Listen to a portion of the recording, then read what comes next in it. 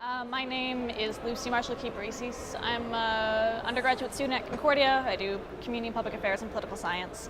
And this past spring, I sat on the RFP committee for the food contract for Concordia as the undergraduate representative. Great. So the second question, I want to get into the process. So I want to ask you to please describe the process of this committee. I don't know if you want a minute or two to think about it, or if you'd just like to answer it.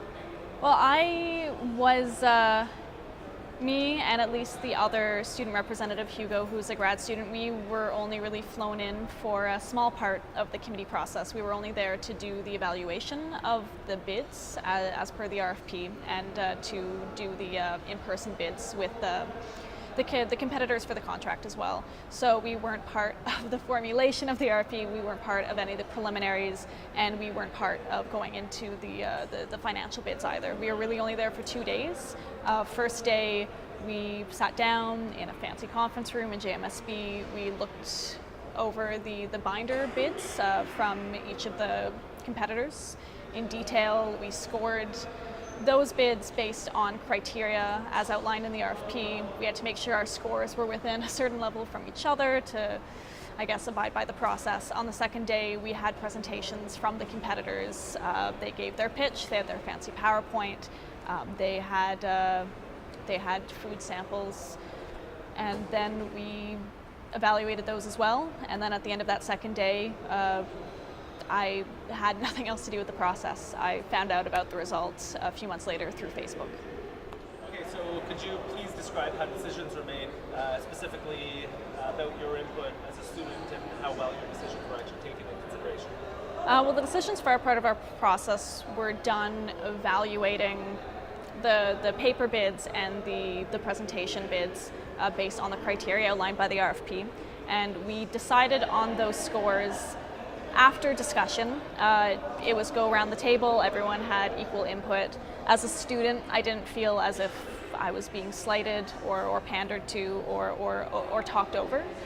So we did have substantial contributions, and it was a long discussion process. The first day when we were just looking over the binder bids went over because we had spent so much time discussing everything in considerable detail. However, I did feel that I was there as a token student, where when I was present, what we did have to say was taken into consideration and were discussion points, so that wasn't the issue, but we were really only there for one part of the process, and we were there to check off that box as there being student presence on the committee for that evaluation, where that part of the evaluation is only really one small part of the process. Ultimately, the scores are done, and whoever has a better score has a bigger advantage, but when it comes to the financial bids, we were not part of that. So, I don't know. For where we were there, we felt respected.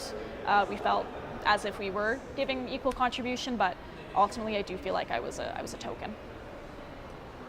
So, actually, one thing as well that I want to address, and this is up to you if you have information to answer, but I'm actually curious as what an RFP is. I don't know if you could describe that for us also, with the criteria that go into it as to what the bid actually finally results. An RFP is a request for proposal, where, at least in the case, to take this example, we had a contract for the food furnishing at Concordia, time was up, so it theoretically allows anyone to submit a bid to abide by the criteria put forward through this request for proposal. There's things to be checked, there are benchmarks, those are what we evaluated, how closely the bids followed that, or whether they exceeded anything, again based in the RFP document that we had sent out. But theoretically it allows for anyone to submit anything that meets the criteria. In practice, from what I've seen, it has resulted in large multinationals who have the resources to put these forward with a short turnaround to do so. And I was actually trying to access an RFP document for something else another point, and I didn't realize that you had to have a paid account in order to even look at these documents. So in theory it's good, and in theory it's a good process, but in practice there are a lot of hurdles that allow it to be accessible to to anyone or to any group that isn't already embedded within these corporate practices. What factors were taken into consideration when the request for proposal was being sought for this new contract? There were several elements that were taken in, and there were very general headings that the bids were separated by, as outlined by the request for proposal. The ones that I remember particularly, because those were the ones that we spent a lot of time talking about, were food quality and food selection.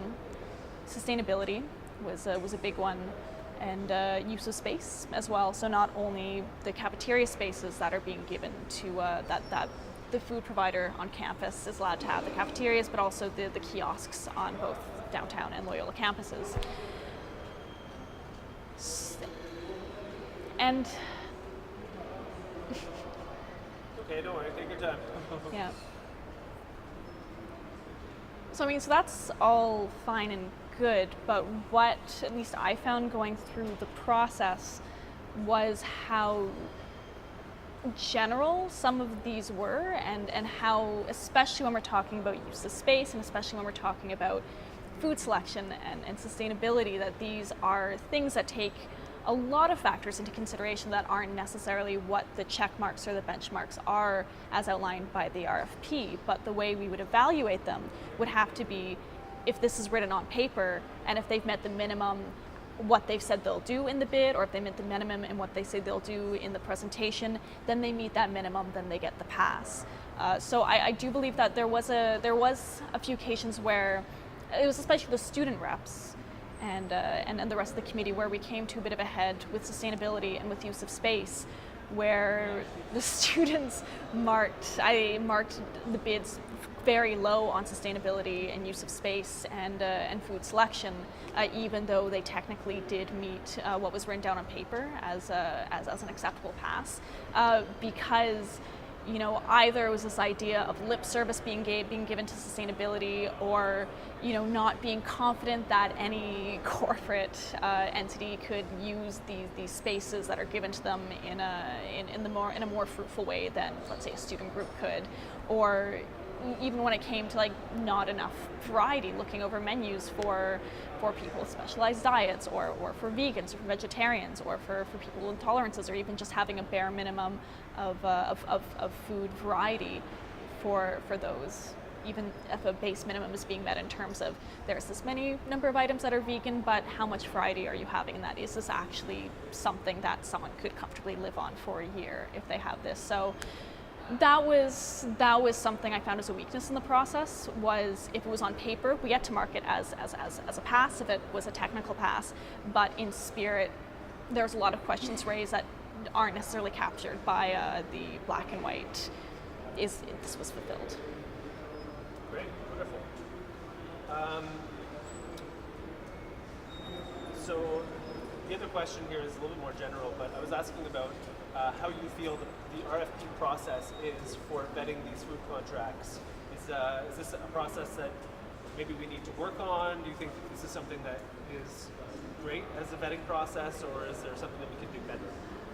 I think it's better than some alternatives could be. I mean, at least there was allowed to be a process where a lot of these things that these bidders had to put forward, especially multinationals, they had to tailor their bids to reflect local foods, to reflect sustainability, to reflect accessibility, to reflect new green initiatives that wouldn't have been done if there wasn't the ability for the RFP to have input and to be shaped going forward. However, again, when we are talking about things about sustainability and we're trying to make this into an integral part of the pass or fail process, it's difficult to capture these within the legalese of black and white. This was met, this was not met, this was met, this was not met, just based on what's on a bid. And it was also, in terms of accessibility, disappointing that there was no alternative to bidders that ultimately came forward that in the end were more similar to each other than not. I remember going over both binders and really having to differentiate between the approach is taken by both of them, and the amount of minimum sustainability versus the way that these companies are actually set up. I mean, ultimately, very similar ends. You could switch one in for another if I wasn't able to refer to my binders at my fingertips. But the fact that those were apparently the only ones who were able to really access the process meaningfully, whereas maybe something more grassroots or local or student-based, this was apparently not accessible to them to the same extent. So that is a huge weakness. Just as a follow-up question, maybe if we can elaborate more on why you think the grassroots community groups would have a hard time in this process. Could you maybe elaborate more on that? Well, I'm not coming from the point of view of someone who would be bidding for these. I've never been an integral part of the CFC or any of its projects, although all the food I eat on campus does come from student initiatives. I'm on the board of the Frigo, but the Frigo hasn't made any kind of bid in that way. I mean, ultimately, because this is a process that's so mired in very specific bureaucratic deadlines and very specific bureaucratic check marks, where if you don't already know the rules of the game, or if you don't have a team of people whose full-time job it is to know the rules of the game and then to tailor everything to that, if you are operating from, I'm assuming, a primarily nonprofit or very low profit model, as is usually the case if you are grassroots, if you are student run, if you do have a social justice mission or a sustainability mission at your core instead of as lip service, you don't have the energy or the resources to do these within tight schedules and to cross off all these boxes and to cross the T's and dot the I's when everything is set up for those who are already in the game, if that makes sense. Yeah, wonderful, great.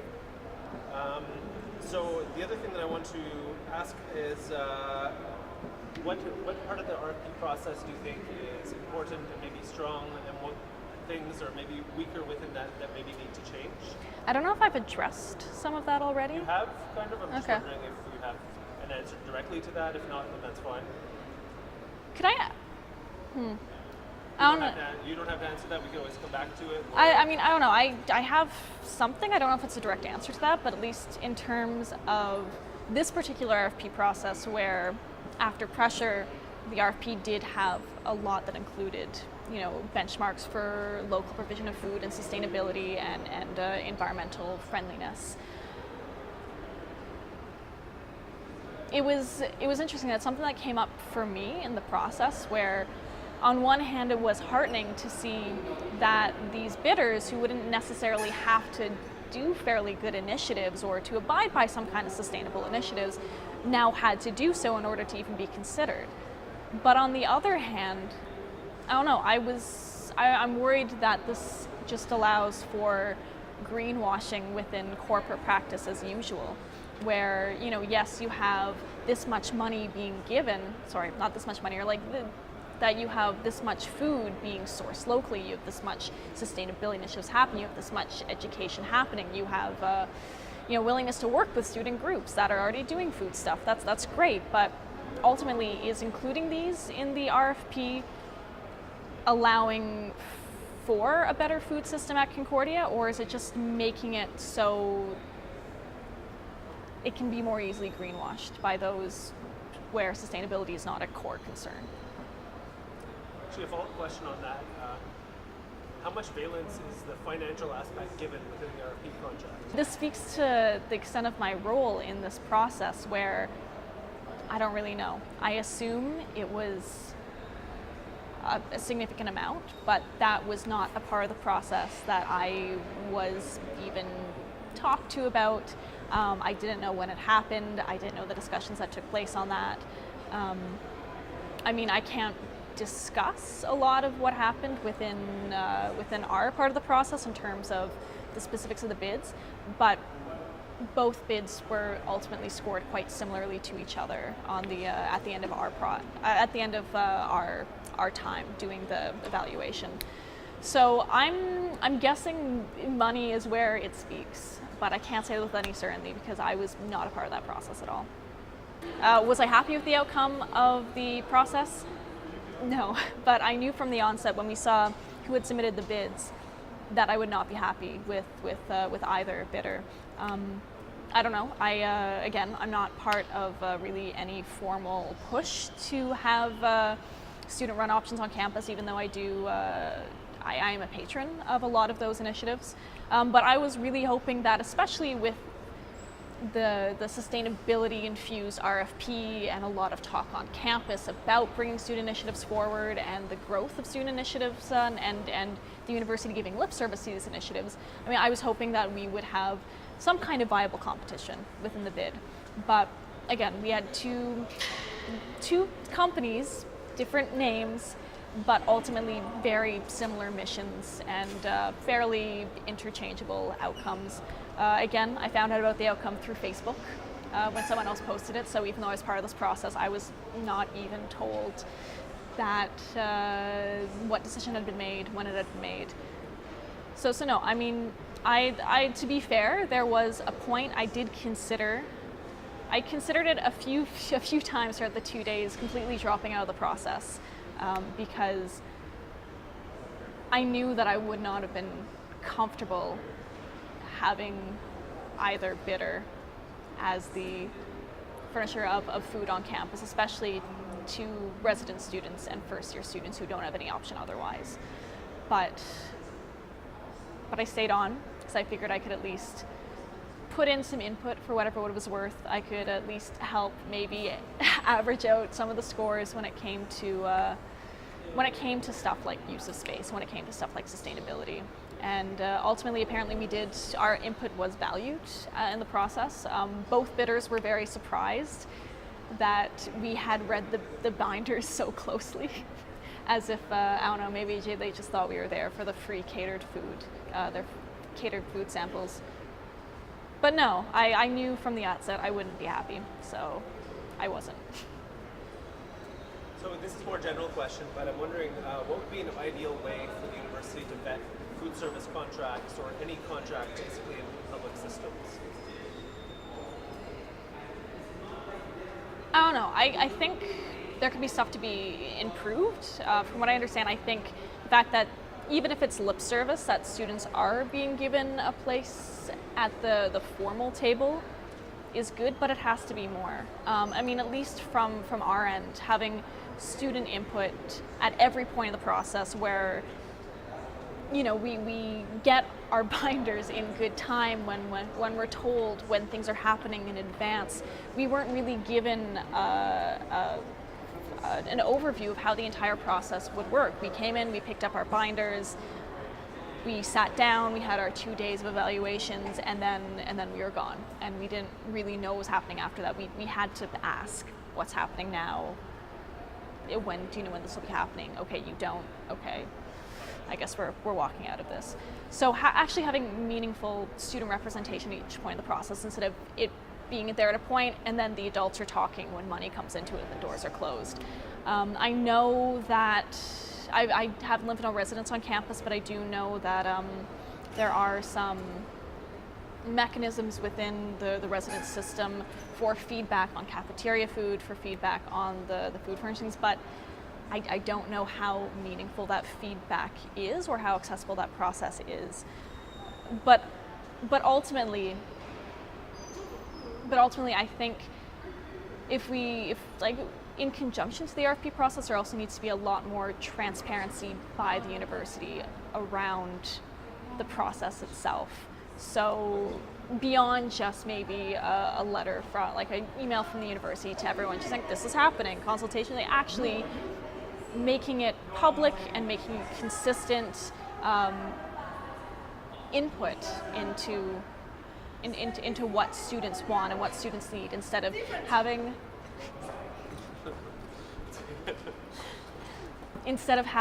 a few voices that have access to this project.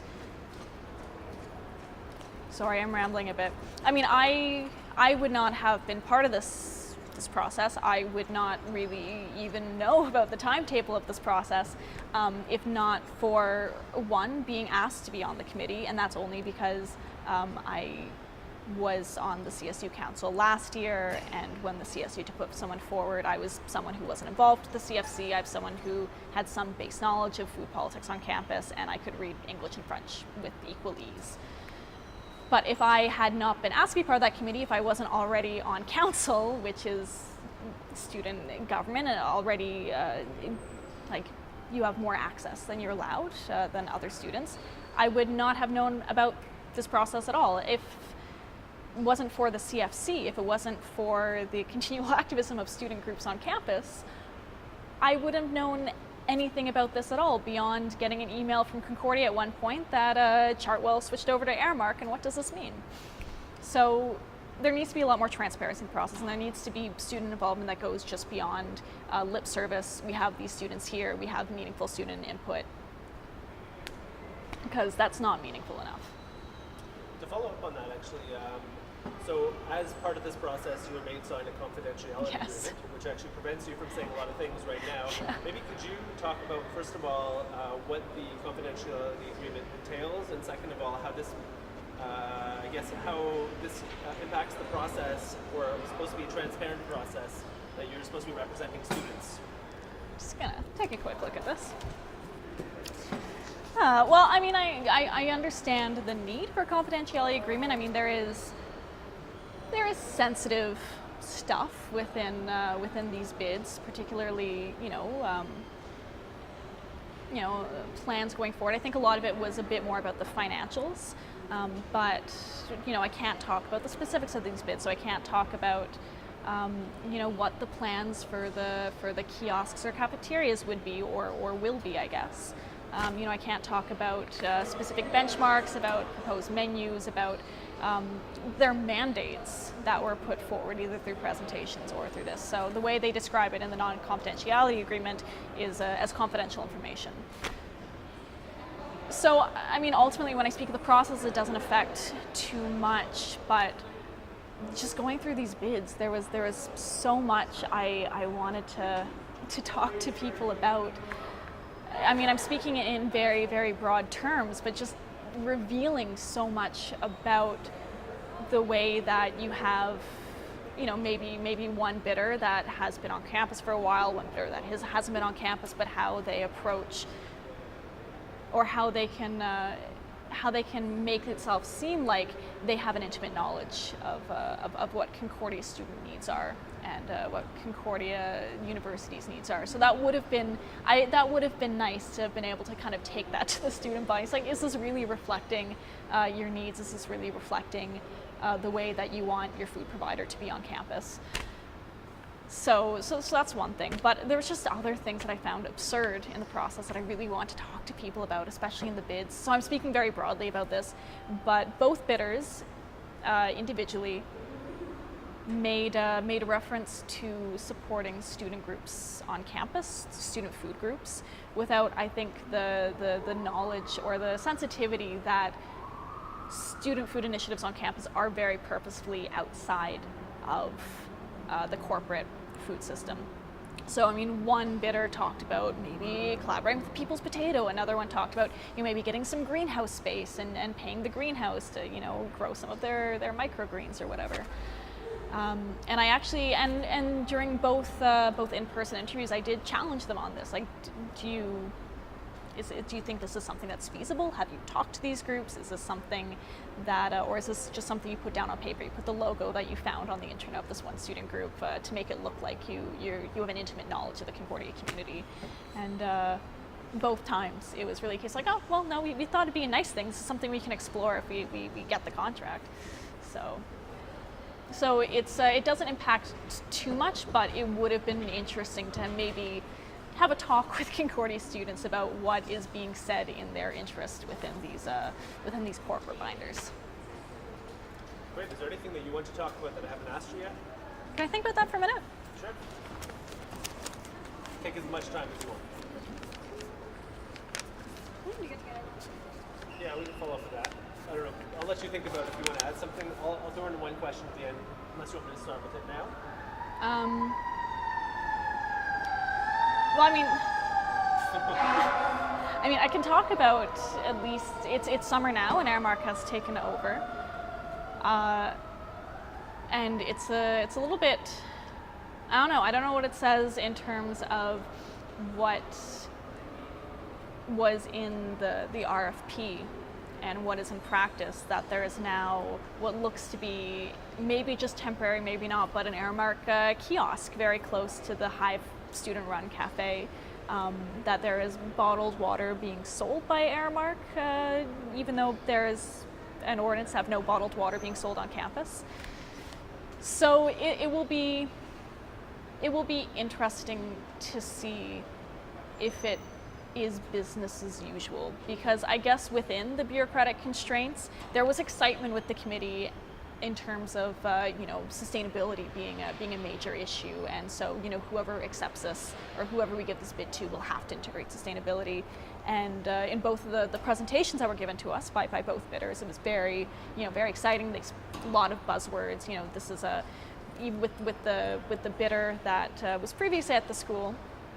Made it seem like this is the start of a whole new relationship with Concordia if we get this contract. This is not business as usual. We're going to shake things up. Aramark, they got the contract, same thing. This is a new thing, breath of fresh air. We're going to change things up, or we've listened to these concerns. So we'll see in fall whether any of that materializes, or whether it is hot air that has been tailored to one particular request for proposal and one particular community. Just one follow-up question. I've been asking people this. Yeah, for sure. If you could elaborate on this, would be great. If not, then that's fine. I'm wondering, from your opinion, what would be the ideal food system at Concordia? You take your time to think if you'd like as well. Well, the one thing with that is that there's a lot of ideals. There are so many good configurations that could happen, especially with the resources and the community that's developed among Concordia's fee levy groups and cooperatives and student-run initiatives. So, my ideal food system would be something that, I guess, avoids the formalities of this process altogether, and even though that's untenable, but trusts in these groups that are already being made and these initiatives that are already being done in order to actually provide for students at the individualized level. If it could be at all possible for the renewal of corporate spaces into community and student-run spaces, that'd be great. If we could do in the cafeterias and the kiosks what happened with the turnover from the Java U to the Hive Cafe, that would be great. If we could do that with, if we're looking back 10 years, the People's Potato squatting in that space and providing food. Concordia, compared to a lot of comparable universities, and I have friends that work or study at universities in this city, in Ontario, in BC. The Concordia student community and their potential and the resources available to them, there's no other real comparison. It's mind-boggling, the potential for good, sustainable, and responsive and genuinely grassroots food. There's no other really comparable base of potential as there is at Concordia. So it really is a shame that can't come to fruition because one multinational has to take that other space. There are two huge things that do need to be rectified before this process can happen again, at least to ensure that Concordia's food system can meaningfully integrate student initiatives. And these were things that I was really frustrated by in the RFP process when we realized that these were constraints, that these were things that we just have to go with.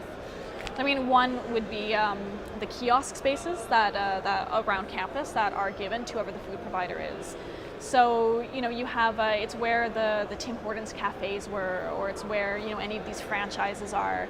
In the library buildings, at Loyola, there's a few in the SP building, in in the journalism building, there's one on the 4th floor of Hall. They're scattered all over campus.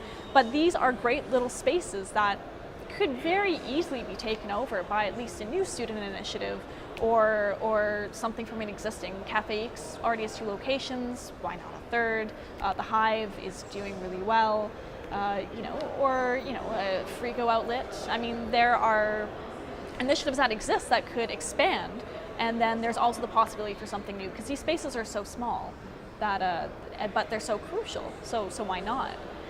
So the fact that there's still that is still de facto included within whoever the food provider is problematic. And the other big thing, and this is going to be the big one to sell, because ultimately, if it's a corporate food provider, they're really only getting their business from students in residence who are forced to buy meal plans, would be to not force students to take out meal plans, at least in the way that it's done right now. Either have meal plans where the dollars can be used at any food outlet on campus, whether or not it's owned by Aramark, whoever it is next time, or to just reform the system so if you're already paying to live in residence, you're also not beholden to eat somewhere where you're really at the mercy of whatever team a multi-corp has sent out to feed you for the year. And there have been enough horror stories of students in residence not having proper food, not having food that suits their diet, not having enough variety. Just from Concordia, that's major.